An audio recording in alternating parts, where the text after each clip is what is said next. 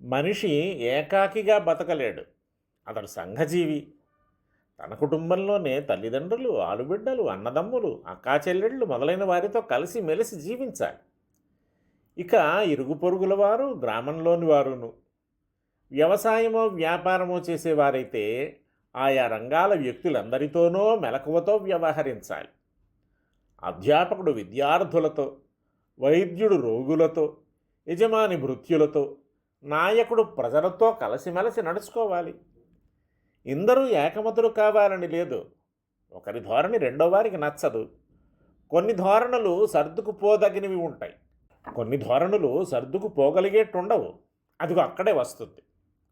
ఇలాంటి తలనొప్పులు చాలా ఉండవచ్చునేమో, కానీ 4 రకాల తలనొప్పులను భరింపరానివిగా పేర్కొంటున్నాడు నీతికారుడు. అవిధేయో భృత్యజన శఠాని మిత్రాణి నిర్దయస్వామి వినయరహితా చ భార్య మస్తకశూలాని చత్వారి. మాట వినని సేవకుడు, చాటున తప్పులు చేసే మిత్రులు, జాలి లేని యజమాని, అణకువలేని ఇల్లాలు. ఇవి 4 మనిషికి తలనొప్పులు. సేవకులను నియమించుకునేది మనకు ఆవశ్యకాలైన పనులు వారి చేత చేయించుకుందామని. వాడేదో అడుగుతాడు, మనమేదో ఇస్తాం. మన మాట విని వాడు పని చెయ్యాలి. ఇది ఒప్పందం. జీతం చాలకపోతే ఆ మాట చెప్పాలి. పని కష్టమైతే అది చెప్పాలి. ఇంత జీతానికి ఈ పని అనుకున్న తర్వాత వాడు కాదనటానికి లేదు. యజమాని మాట తప్పితే తనను హింసిస్తే అది వేరు. అప్పుడు కూడా నువ్వు మాట తప్పేవు, ఇస్తానన్నది ఇవ్వడం లేదు, అనుకోని పనులు చెయ్యమంటున్నావు, కనుక మన ఒప్పందం రద్దు, నీకు నీ పనికి రామ్ రామ్ అని వెళ్ళిపోవాలే తప్ప సేవకుడుగానే ఉంటూ మాట వినకపోవడం క్షమింపరాని తప్పు. ఈవేళ ఆఫీసుల్లో అధికారుల మాట వినని ఉద్యోగులందరూ కనవస్తారు.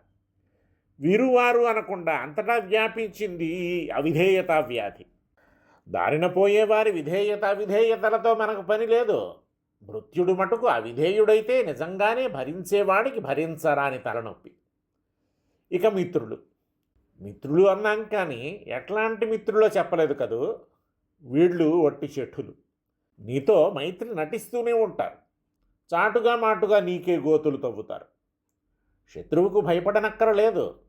నీకు తెలుసు వాడు శత్రువని, ఏ పాటి అవకాశం వచ్చినా పుట్టి ముంచుతాడని.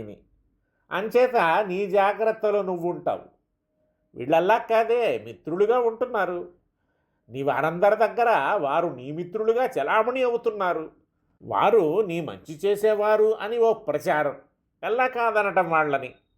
కానీ తీరా చూస్తే చాటుమాటుగా అన్నీ నీకు అపకారాలే వాళ్ళు చేసేది.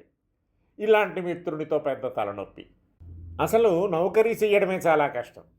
ఎంత చేసి మెప్పించలేము వ్యక్తిని కానీ యాజమాన్యాన్ని కానీ. యజమాని జాలిగుండెవాడు కావాలి, లేకపోతే సేవకుల కష్టనష్టాలు విచారించలేడు, అర్థం చేసుకోలేడు.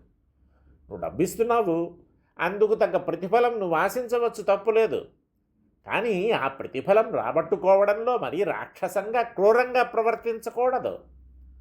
కాస్త అనుకూల దృక్పథంతో సరళ ధోరణిలో ఉండాలి. యజమాని ఇలా ఉండాలంటే వాడు జాలిగుండె కలవాడు కావాలి. అట్లా జాలి లేని యజమాని షాడిస్టులా ప్రవర్తిస్తాడు, కనుక వాడో తలనొప్పి. దాంపత్యం ఉభయనిష్టం. ఆలుమగలిద్దరిలో సామరస్యం ఉంటేనే అది చక్కగా ఒడిదుడుకులు లేకుండా సాగుతుంది. ఒకరు ఎడదిడ్డమంటే మరోరు పెడదిడ్డం అనేవారు కాకూడదు.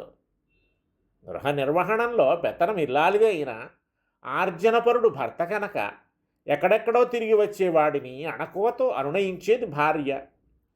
ఇక్కడ వినయం ఆమె స్వాతంత్ర్యాన్ని నిర్దేశించేది కాదు. భర్త చెప్పిన దాన్ని తప్పైతే కాదనే అధికారం ఆమెకుంది. ఇట్లా కాదు, ఇట్లా అనే స్వేచ్ఛ ఆమెకుంది. అయితే అది పెడసరంగా కాక అణకువతో జరగాలి. అలా కాకపోతే ఆ ఇల్లాలు ఓ పెద్ద తలనొప్పి. ఈ తలనొప్పులు లేనివారు నిజంగా భాగ్యశాలులు.